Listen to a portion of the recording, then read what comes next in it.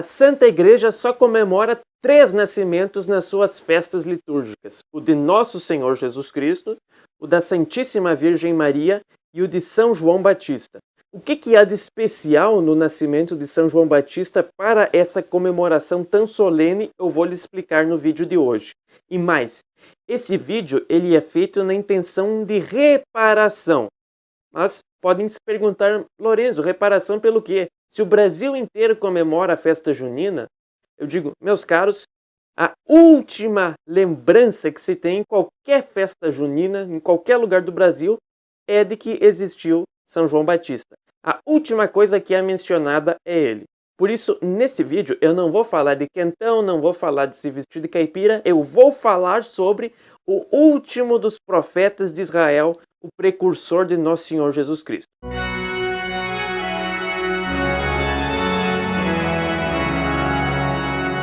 Quem já assistiu o meu vídeo sobre o panorama geral da história bíblica vai se lembrar tranquilamente do contexto que rodeia este nascimento. Quem não viu, ele vai estar no link na tela final desse vídeo. E o contexto, só recapitulando, é o seguinte: Israel havia chegado no fundo do poço. Os judeus tinham caído sob dominação pagã romana e muitos deles pensavam o seguinte: não haviam mais profetas em Israel, inclusive, e eles pensavam, Deus está muito longe, nós precisamos adaptar a lei de Moisés aos nossos tempos, nós não precisamos ser tão radicais. E procuravam fazer uma conciliação com os pagãos, que era a linha mais dos saduceus. E haviam aqueles outros, mais religiosos, mas que deturpavam a sua religião, que esperavam a vinda do Messias como um rei conquistador que viesse expulsar os romanos, restaurar Israel no seu tempo de riqueza e de glória e escravizar os pagãos, instaurando o reino dos judeus nessa terra. Essa era mais ou menos a linha de parte dos fariseus, dos zelotas. E a grande maioria dos judeus simplesmente não mais procurava a lei para amar a Deus, mas procurava sempre o quê? O proveito próprio ou o proveito do povo de Israel. Deus era cada vez mais esquecido pelo seu povo. É nesse contexto que a Escritura nos conta a história deste casal de idosos que não tinha filhos porque a esposa era estéril. Veja que a história de Abraão e Sara aqui se repete com São Zacarias e Santa Isabel. A história sempre se repete. Zacarias era sacerdote e eles sofriam muito porque entre os judeus, uma vez que Deus tinha dado entre as bênçãos de Abraão a da fecundidade, de ter muitos filhos, e que o significado profundo é ter filhos espirituais, que somos nós, os cristãos, filhos da fé de Abraão, mas naquele contexto se concebia que o casal sem filhos não partilhava dessas bênçãos por algum castigo. Então, Zacarias e Isabel sofriam muito e sempre rezavam pedindo a graça de um filho. E aconteceu que certa vez São Zacarias, oferecendo o incenso no templo de Jerusalém, atuando como intercessor junto ao povo, teve uma visão. O anjo Gabriel, com toda a solenidade de uma aparição angélica, lhe diz o seguinte: não temas, Zacarias, porque tua oração foi ouvida, e tua mulher Isabel te dará um filho, ao qual porás o nome de João. Ele te será motivo de júbilo e regozijo, e muitos se alegrarão por seu nascimento, porque ele será grande ante o Senhor. Ele não beberá vinho nem bebida embriagante, e será cheio do Espírito Santo desde o seio de sua mãe.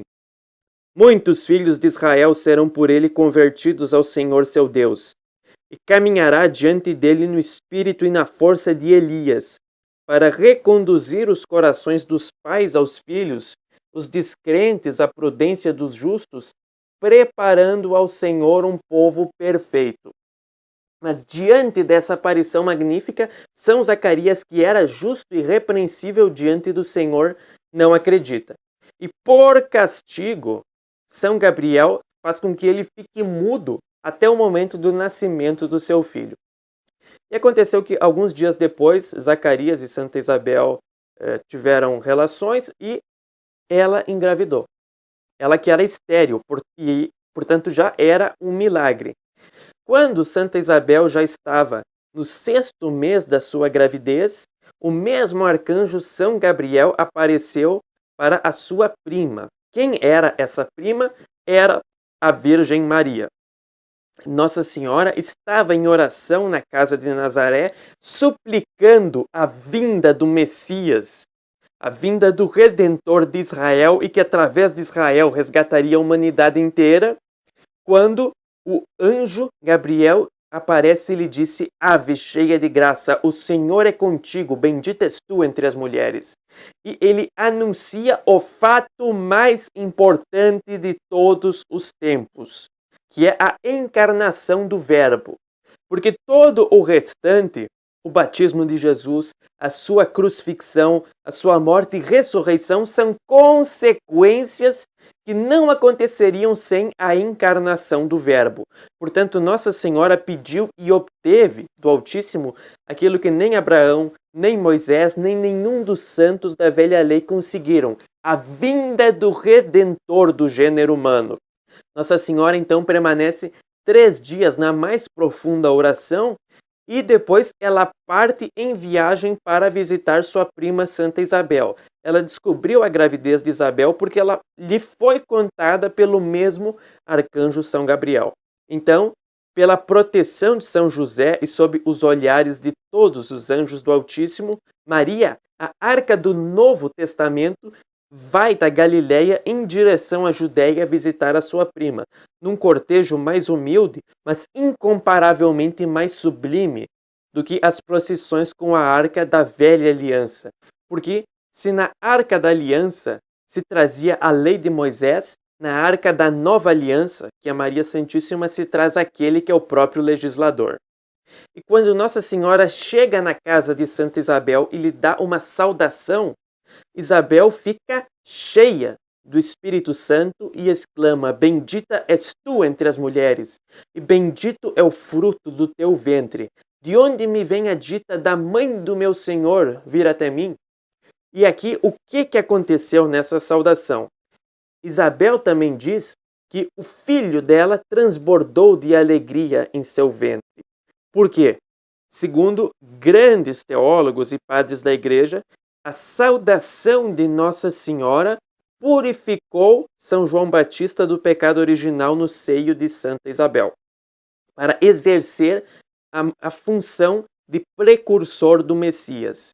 E isso também se coaduna perfeitamente com aquilo que está nos primeiros versículos do livro de Jeremias, no qual Jeremias fala a respeito de si mesmo, mas que a igreja, que é a única intérprete autorizada das Escrituras, aplica também com um sentido profético, referindo-se a São João Batista, quando ele diz: Antes que eu te formasse nas entranhas de tua mãe, eu te conheci.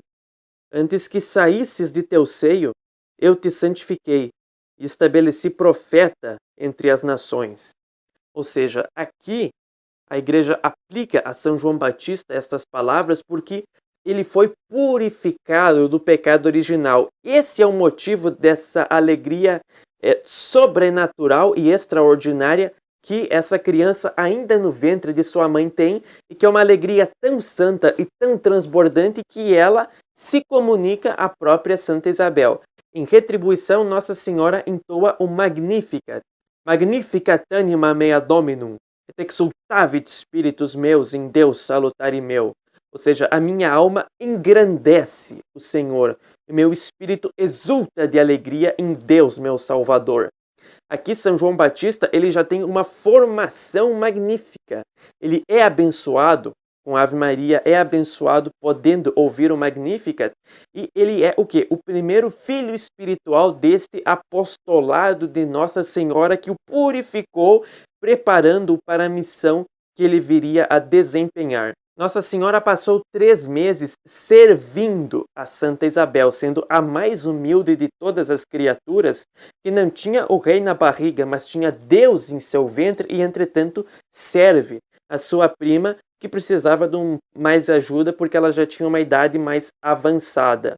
E São João Batista, que vai receber o nome de João, que significa graça, porque ele anuncia a era da graça que está chegando, e ele vai ser o quê? Educado por São Zacarias e Santa Isabel, mas já ainda na infância ele vai o quê? Vai se retirar e vai passar a viver no deserto.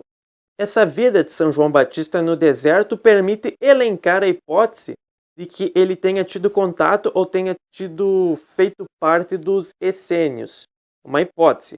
Os essênios eram uma espécie de ordem religiosa, de comunidades judaicas, geralmente homens e mulheres, mas que viviam em casas separadas, que se dedicavam à oração, ao estudo das escrituras e às súplicas pela vinda do Messias. Tudo mais sobre os essênios é misterioso porque a maior parte dos documentos históricos sobre eles foi perdida. Parece que teve um grupo dos essênios que se corrompeu, caiu em ocultismo, não quer dizer que tenha sido todos. Se alguém falar, eu tenho toda a verdade a respeito dos essênios, essa pessoa está blefando, porque a maior parte dos documentos se perdeu. Mas pelo contexto, desertos da Judéia, é possível que São João Batista tenha tido esse contato e tenha vivido numa comunidade essênia. É possível, não é certo. De qualquer modo, ele passa toda a sua juventude no deserto, entregue o quê? A oração, a penitência, a jejuns. São João Batista se preparava para desempenhar a sua missão de voz que clama no deserto. Preparai o caminho do Senhor, endireitai as suas veredas, conforme anunciado no capítulo 40 da profecia de Isaías. Ele fazia todas essas penitências para que a graça fosse superabundante na vida dele, de modo que quando ele fizesse a sua pregação, essa graça se comunicasse e descesse também sobre os seus ouvintes. Por quê? Como eu disse, Israel tinha chegado no fundo do poço em matéria de decadência. Por isso, para preparar os caminhos do Senhor, ele teria que remover todo o lixo moral que se encontrava no povo judeu e que impediria o povo de reconhecer o Messias. Porque se nosso Senhor Jesus Cristo, mesmo depois da pregação de São João Batista, disse aos judeus da época dele que eles eram uma geração de adúlteros e de ladrões, quanto mais antes dessa pregação. Portanto, São João Batista, quando ele entra na sua vida pública, nos seus 30 anos, pregando nos desertos da Judéia, ele prega com uma voz tonitruante que esmaga, que increpa, que anuncia a vinda, a chegada iminente do reino de Deus e, para isso, a necessidade da penitência. O batismo que ele dava, que não era um sacramento, mas era um sinal, um símbolo dessa conversão, desse banho da alma que deveria reconhecer que pecou para pedir perdão e se preparar para a chegada iminente a qualquer momento do Messias. E aqui, meus caros, eu quero que cada um dos senhores faça o seguinte exercício e se fizerem isso, esse vídeo valeu a pena e a festa de São João Batista terá sido bem celebrada pelos senhores. Que é o seguinte, se São João Batista chegasse diante de cada um de nós, ele que era a personificação da virtude e da seriedade e da severidade, que é o ódio santo e necessário que devemos ter contra os nossos pecados e contra também os pecados dos outros, pois bem, se ele se apresentasse diante de cada um de nós, que reação nós teríamos? Se ele começasse a desmascarar os nossos pecados, os nossos maus hábitos, nós agradeceríamos a ele ou nós ficaríamos ressentidos?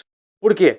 Se eu quero me tornar santo, se eu quero ter uma vida espiritual digna desse nome, eu devo me alegrar com todo aquele que aponta os meus defeitos, ainda que não seja nem de longe um santo como João Batista, mas se ele aponta os meus erros e analisando, eu reconheço que são erros, eu devo passar a combatê-los, eu devo passar a odiar os meus pecados para que eu consiga me emendar verdadeiramente deles. E, portanto, alguém que me faça uma crítica, se eu analiso que é uma crítica fundamentada, eu devo agradecer, ao menos em meu coração, a essa pessoa e começar a combater aquele defeito.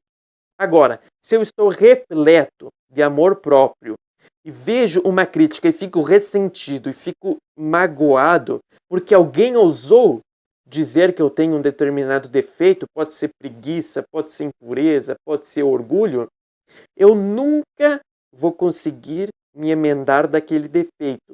Eu recebi uma pregação, ainda que seja um conselho de um amigo que pode ser pecador como eu, mas que me deu uma palavra que me fará bem se eu levá-la a sério, e eu joguei no lixo. Portanto, não adianta sonhar como eu queria conhecer São João Batista, como eu quero comemorar São João Batista, se diante de uma crítica, e ele faria críticas muito mais severas do que eu ou algum de seus amigos faria, se diante dessa crítica eu fico ressentido. Se eu estivesse escutando a pregação de São João Batista, eu diria, mas que homem duro, que homem radical, ele não tem psicologia, não precisamos de tanta severidade. Esse homem, no fundo, ele deve ser um fariseu, porque ele martela muito a necessidade da obediência à lei de Deus. Aí eu poderia dizer o seguinte, mas São João Batista disse que os fariseus eram uma raça de víboras. E essa pessoa vai dizer, então ele é orgulhoso. Por que ele é orgulhoso? Porque ele está criticando a mim, de não se pode julgar. Está vendo quem que no fundo é orgulhoso? Quem que está repleto de amor próprio? Então, meus caros, se nós queremos passar um dia verdadeiramente de honra e veneração a São João Batista, façamos esse propósito de odiarmos os nossos pecados, e o principal deles é o nosso amor próprio.